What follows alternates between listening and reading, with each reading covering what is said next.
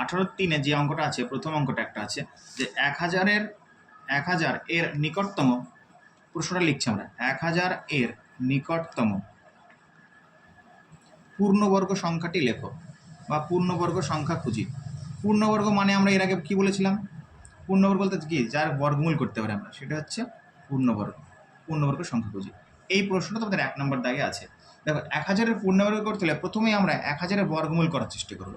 এই যে 1000 যদি বর্গমূল করি তাহলে নিয়ম কি বলেছিলাম? প্রথমে ডান দিক থেকে দুটো ঘর নেবো আর মাথায় দাগ দেবে এইভাবে করে। তাহলে এইবার দেখো এখানে যদি পাই, আগের ভিডিওতে বলেছি কিন্তু যে বর্গমূল করার নিয়মগুলো, তাহলে এখানে 10 আছে, তাহলে 10 কত হবে? 3 স্কোয়ার কত হয়? 3 তিরিক্ষে 9। আচ্ছা 9 কয় 10? 1-এ 10। এবার কী করবো? এই সংখ্যা জোড়া নামবে, মানে 0 0। 3কে 2 দিয়ে গুণ করবো, এখানে সবসময় 2 দিয়ে গুণ হবে এটা। তো 3 দুগুণে 6। 6-এর পাশে আমরা আগেই বলেছি, এখানে দেখো শূন্য থাকলে এক অঙ্ক শূন্য হতে পারে, বা কি আর কি বলেছিলাম, যদি না পারি সেটা পরে অঙ্ক দেখবো। 6-এর পাশে যদি আমি 1 বসাই, 1 দিয়ে গুণ করি, মানে 6-এর পাশে যদি 1 বসে তাহলে 1 দিয়ে গুণ করবো, তাহলে 1 1 1, 6 1 6, 61। যদি 2 বসাই, সাপোজ যদি 2 দিয়ে গুণ করার চেষ্টা করি, তাহলে 2 দুগুণে কত? 4, 6 দুগুণে 12। এটা দেখো বেশি বড় হয়ে যাচ্ছে, কিন্তু আছে তো অঙ্ক আমার 100, সেই জন্য আমরা এটা কত নেব? 1। তাহলে 1 দিয়ে যদি গুণ করি তাহলে এটা কত হচ্ছে? 61। 1 কয় 10? 9 10, 7 1 1, 7 কয় 10? 3 10। দেখো এটা আমার অবশিষ্ট থেকে গেল, মানে বর্গমূল হচ্ছে না। প্রশ্নটা আমাকে দিয়েছে 1000-এর নিকটতম পূর্ণবর্গ সংখ্যা। আচ্ছা 1000-এর যদি মানে পূর্ণবর্গ করতে চাই, তাহলে এখানে 1000-এর পূর্ণবর্গ করতে চাইলে 1000 মাইনাস কত? 39। 1000 থেকে যদি 39 বিয়োগ করি তাহলে 9 কয় 10? 1-এ 10, হাত থাকে 1, 4 কয় 10? 6-এ 10, হাত থাকে 1, 1 কয় 10? 9 10। মানে এই যে 961, এটা একটা পূর্ণবর্গ সংখ্যা। এটি পূর্ণবর্গ সংখ্যা, পূর্ণবর্গ সংখ্যা এটা লিখতে পারি। এবার দেখো আমরা পেলাম যে তোমার 31-এর স্কোয়ার সমান 961। এই যে 31কে 31 দিয়ে গুণ করলে তো আমরা এই 961 পাচ্ছি। আর পরের সংখ্যাটা 32-এর স্কোয়ার সমান কত হবে? তাহলে 32 গুণ 32, মানে 32 আর 32 গুণ করলে এটা তোমার হচ্ছে 3 দুগুণে 6, মানে 4, 3 দুগুণে 6, 3 দুগুণে 6, 3 তিরিক্ষে 9, 4 6 12 থেকে 1 10, 1024। 1024। এবার আমার কাছে দেখো একটা প্রসঙ্গ এসছে, যেটা এইটা আমরা কত পেলাম? 1000-এর থেকে 24 বেশি পেলাম, আর এটা 1000-এর থেকে 39 কম পেলাম। তাহলে প্রথমে পেলাম কি 1000-এর কাছাকাছি পূর্ণবর্গ কোনটা? 961। 1000-এর কাছাকাছি পূর্ণবর্গ সংখ্যা কত? 961। আর এখানে পাচ্ছি কোথায়? 1000-এর কাছাকাছি আর একটা পূর্ণবর্গ সংখ্যা 1024। তাহলে এখানে আমাদের দেখো এই যে 1024 থেকে যদি 1000 বিয়োগ করি তাহলে কত? 24। তাহলে আমাকে এবার বলো এই 24 আর 39, যে বিয়োগ করে 39 পেয়েছিলাম, এটা আমরা তো অবশ্যই 39 পেয়েছিলাম। 24 আর 39 এর মধ্যে কোনটা ছোট কোনটা বড়? নিশ্চয়ই 24 ছোট। তাহলে আমরা যদি বলি যে 1000-এর কাছাকাছি কোনটা, তাহলে 1000-এর কাছাকাছি নিশ্চয়ই এই 24-এর যেটা, মানে এই 1024টা। তাহলে উত্তর কি লিখবো? অতএব 1000-এর নিকটতম পূর্ণবর্গ সংখ্যাটি হলো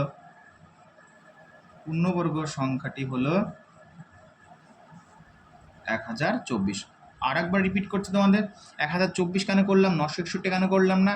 কারণ দেখো 961 থেকে 1000 অবধি পৌঁছাতে হলে আমাকে 39 ঘর যেতে হচ্ছে, কিন্তু তোমার 1024 ঘর পর্যন্ত যেতে হলে তোমার 1000 থেকে মাত্র 24 ঘর এগোতে হচ্ছে। তাহলে 24টা যেহেতু 39 থেকে ছোট, তাই 1000-এর নিকটতম পূর্ণবর্গ সংখ্যাটি 1024। আমরা প্রথমত 31 স্কোয়ার যেটা পেয়েছিলাম, 1000-এর কাছাকাছি প্রথমে পেয়েছিলাম 961, এটা একটা পূর্ণবর্গ সংখ্যা। আর 32 স্কোয়ার যেটা, সেটা হচ্ছে 1024, এটা একটা পূর্ণবর্গ সংখ্যা। এই দুটোর মধ্যে যেহেতু 1024 1000-এর কাছাকাছি, সেই জন্য 1000-এর নিকটতম পূর্ণবর্গ সংখ্যা 1024। এইটুকুই। 2 নম্বর অঙ্কটা দেখো। 2 নম্বর অঙ্কটা যেটা দেওয়া আছে বইয়ের, এই যে তোমার দেখাচ্ছে, দেখো লেখা আছে 9585 থেকে কোন ক্ষুদ্রতম সংখ্যা বিয়োগ করলে বিয়োগফল একটি পূর্ণবর্গ সংখ্যা হবে। একদম খুব ইজি অঙ্ক।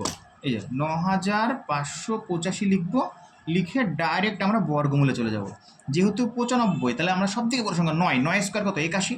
9 স্কোয়ার কথা 81 লিখলেন, 81 লিখছি। 1 কয়ে 5, 4 5, 8 কয়ে 9, 1 9। এবার তোমার 85 নেমে আসলো। এখানে 9-এর ডবল করবো, মানে 9 দুগুণে 18 করবো।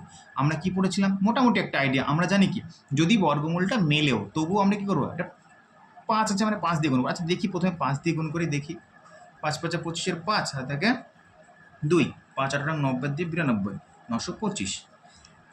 আচ্ছা একটু বেশি সংখ্যা দিয়ে দেখি, 18 পরে তোমার 8 দিয়ে দেখি, 8 দিয়ে 28টা 64, 4 হাত থেকে 6, 28 64 6 70 0 আর থাকে 7 28 সাথে 15, এটা বেশি হয়ে যাচ্ছে, তাহলে এটা আমরা নিতে পারবো না। তাহলে ওর থেকে ছোট একটু দেখি।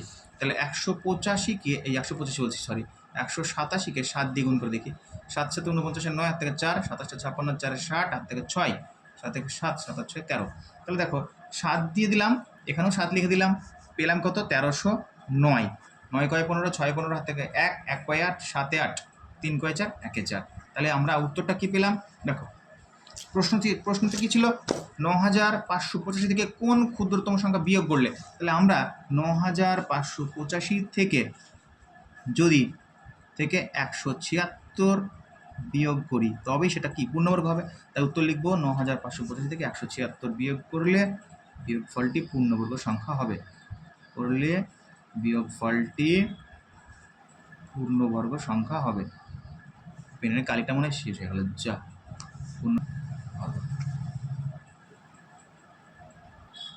আমরা 3 নম্বর অঙ্ক দেখবো। দেখো 5320 সাথে কোন ক্ষুদ্রতম সংখ্যা যোগ করলে যোগফল পূর্ণবর্গ সংখ্যা হবে। তাহলে আমরা শুরু করছি। 5320 এটা লিখবো, লেখার পরে বর্গমূল করার চেষ্টা করবো একই রকমভাবে। যেহেতু এটা 53 আছে তাহলে 7 7 49, 28 64। যেহেতু 8 দিয়ে বেশি হয়ে যাচ্ছে তাহলে 7 7 49 লিখতেই পারি। 49 যদি লিখি তাহলে 9 কয় 13, 4 13, পরে হাত থেকে 1 0। পরে নিয়ম কি আছে, এই যে যেরকম জানি আমরা 20 নামিয়ে দিলাম, 7কে 2 দিয়ে গুণ করলে 14 লিখলাম এখানে। এবার 14কে যদি 3 দিয়ে গুণ করি দেখি কত হয়। 3 3 9, 3 4 12, 429। আচ্ছা আগের ঘরটা দিতে হবে, কারণ 429 420 দিতে পারবো না আমরা। তাহলে 142, একে 2 দিয়ে গুণ করি, 2 দুগুণে 4, 4 দুগুণে 8, 284। তাহলে এখানে আমরা বাদ দিই 2। এবার তোমার হচ্ছে এখানে যদি 2 যায় তাহলে কত হচ্ছে 284। 4 কয় 10, 6 10 হাত থেকে 1, 9 কয় 12, 3 12 হাত থেকে 1, 1 4। যদি বলতো কত বিয়োগ করলে তাহলে আমরা ডাইরেক্ট উত্তর লিখতাম 136 বিয়োগ করলে। কিন্তু যেহেতু বলেছে কত যোগ করলে, প্রশ্নটা বলেছে কত যোগ করলে, তাহলে আমরা কি করব, একটু খাটতে হবে এখানে। আমরা দেখো এখানে আমরা লিখতেই পারি, আমরা জানি এই যে 72 স্কোয়ার সমান, তাহলে কত করবো, এটা থেকে এটা মাইনাস করবো। আগের অঙ্ক একটা দেখালাম এরকম। তাহলে এখানে যদি 136 মাইনাস করি তাহলে এটা কি পূর্ণবর্গ আসবে। তাহলে এটা তো আমার কত বিয়োগ করলে আমার চাইনি, আমার তো বিয়োগ করলে চাই না, আমার চেয়েছে যোগ করলে। তাহলে এটা তো তোমার 72 স্কোয়ার সমান কত সেটা দেখবো পরে। তার আগে দেখবো যে 73 স্কোয়ার সমান কত। তাহলে 73 স্কোয়ার মানে কি 73 গুণ 73। দেখো 73 আর 73 গুণ করো, এটা 3 3 9, 3 7 21, 3 7 21 1 হাত থেকে 2, 7 7 49 হাত 2 51, 9 2 3। আচ্ছা 5329। এটা বিয়ে করে দেখিয়ে দিই। 6 কয় 10, 4 10 হাত থেকে 1, 4 কয় 12, 8 12 হাত থেকে 1, 2 কয় 3, 1 3। এটা আসতো। হ্যাঁ এই আমাদের এই লাইনটা দরকার বলে এটা আমাদের করে দেখাতে হচ্ছে। এবার আমাকে বলেছিল কি 5320 এর সাথে কত যোগ করলে। দেখো আমরা তো বিয়োগ করলে বলিনি, আমরা বলেছি যোগ করলে। এই যে 5329, তাহলে 5329 এসছে, এখান থেকে যদি আমরা 5320 মাইনাস করি, মানে 5320 সাথে 9 যোগ করলে তবেই তো সেটা 5329 হবে। সেই জন্যে 5329 থেকে 5320 বাদ, অতএব 9 যোগ করলে যোগফল পূর্ণবর্গ সংখ্যা হবে। যোগফল পূর্ণবর্গ সংখ্যা হবে। যদি বলতো বিয়োগ করলে, বা আবার বলছি যদি বলতো বিয়োগ করলে তাহলে 136 বিয়োগ করলে। যেহেতু এখানে বলেছে যোগ করলে সেই জন্য আমরা জানি লিখে 72 স্কোয়ার 73 স্কোয়ার। এই যে এখানে কেন 72 স্কোয়ার করলাম, কারণ এখানে 72 এসেছিল তাই। তাহলে 72 স্কোয়ার সমান এটা পেলাম। এটা তো 5320 থেকে অনেক ছোট, কিন্তু আমাকে বলেনি যে বিয়োগ করলে, সেই জন্য পরের সংখ্যা 72 পরে 73 দেখলাম। যদি 73ও না পেতাম, 5320 থেকে বেশি না পেতাম, তাহলে পরে 74 স্কোয়ার দেখতাম। তো এখানে 73 স্কোয়ার সমান 5329 এসছে। তাহলে 5329 এই সংখ্যাটা নিশ্চয়ই 5320 সাথে 9 যোগ করলেই পেয়ে যাচ্ছে আমরা। কিন্তু কীভাবে পাচ্ছি না এইটা থেকে এটা আমরা সবসময় জানি বড় সংখ্যা থেকে ছোটো সংখ্যাটা বাদ দিলে তো পাওয়া যাবে। তাহলে 5329 থেকে 5320 বাদ দিয়ে দিলাম, তাই পেলাম 9। ওই জন্য আমাদের 9 যোগ করলে যোগফল পূর্ণবর্গ সংখ্যা হবে। আশা করি সবাই বুঝতে পেরেছো। পরের অঙ্কটা যাবো এবার আমরা। আচ্ছা পরের অঙ্ক দেখো, শূন্য ছাড়া এমন একটি ক্ষুদ্রতম পূর্ণবর্গ সংখ্যা খোঁজো যা 15, 25, 35 এবং 45 দ্বারা বিভাজ্য হবে। তাহলে আমরা অঙ্কটা কি বলছি যে 15, 25, 35 এবং 45 দ্বারা বিভাজ্য। এটা করতে হলে আমরা প্রথমে আগেই করবো কি, এদের লসাগু করবো। লসাগু বার করবো। লসাগু যদি বার করি 5 দিয়ে 3 5 15, 5 5 25, 5 7 35, 5 9 45। আচ্ছা দেখো 3 আছে, 5 আছে, 7 আছে, 9 আছে, তাহলে 3 দিয়ে ভাগ করি। 3 একে 3, 5, তারপরে 7, 3 3 9। এবার আমরা দেখো এখানে লিখতে পারি লসাগু সমান কত আছে, 5 গুণ 3, 5 গুণ 7 গুণ 3, গুণ করো। 3 5 15, 5 15 75, 75কে যদি আমরা 3 দিয়ে গুণ করি তাহলে 3 5 15 21। আচ্ছা আরেকবার বলি, 3 5 15, 5 15 75, 75কে যদি আমরা 3 দিয়ে গুণ করি তাহলে হচ্ছে 3 5 15, 5 থেকে 1, 3 7 21, এর 22, 225, 225কে 7 দিয়ে গুণ করো তাহলে 7 5 7 35, এর 5, 7 থেকে 3, 7 দুগুণে 14, 3 17, 7 থেকে 1, 7 থেকে 14, 15, মানে লসাগু পাচ্ছি 1575। প্রশ্ন চেয়েছে আমার, দেখো শূন্য ছাড়া এমন একটি ক্ষুদ্রতম সংখ্যা, পূর্ণবর্গ সংখ্যা। তাহলে এইবার 1575, এটি 1575 সমান কি কি আছে, 5 গুণ 3 গুণ 5 গুণ 7 গুণ 3। দেখো এইখানে 5 আছে একটার একটা দুটো, তাহলে আমরা কত 5 স্কোয়ার পেলাম। 3 আছে একটা, এখানে একটা, তাহলে 3 স্কোয়ার পেলাম। কিন্তু রুট 7, মানে 7 একটা আছে, তাহলে 1575 এটি পূর্ণবর্গ সংখ্যা নয়, পূর্ণবর্গ সংখ্যা নয়। তাই একে পূর্ণবর্গ করতে হলে 7 দিয়ে গুণ করতে হবে, 7 দিয়ে গুণ করতে হবে। অতএব নির্ণেয়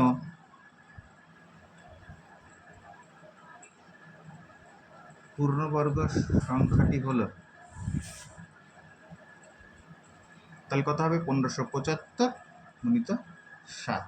দেখো 7 দিয়ে গুণ করছি, 5 7 35, এর 5, হাত থেকে 3, 7 7 49, 7 3 52, 2 হাত থেকে 5, 5 7 35, এর 5, 35 এর 5 40, 0 হাত থেকে 4, 7 1 7, 7 4 11, তাহলে 11 0 2 5। তাহলে শূন্য ছাড়া একটা ক্ষুদ্রতম পূর্ণবর্গ সংখ্যা, উত্তর কি লিখবো? আচ্ছা গুণটা ঠিক আছে কিনা দেখে নিই। 5 7 35, এর 5, হাত থেকে 3, তারপর 7 7 49, 3 52, 2 হাত থেকে 5, 5 7 35, এর 5 40, 0 হাত থেকে 4, 7 1 7, 7 4 11, 11,025। তাহলে উত্তর আমরা কি লিখবো? এই যে উত্তর চেয়েছিল কি শূন্য ছাড়া ক্ষুদ্রতম পূর্ণবর্গ সংখ্যা, তাহলে লিখবো শূন্য ছাড়া ক্ষুদ্রতম পূর্ণবর্গ সংখ্যাটি হলো, শূন্য ছাড়া ক্ষুদ্রতম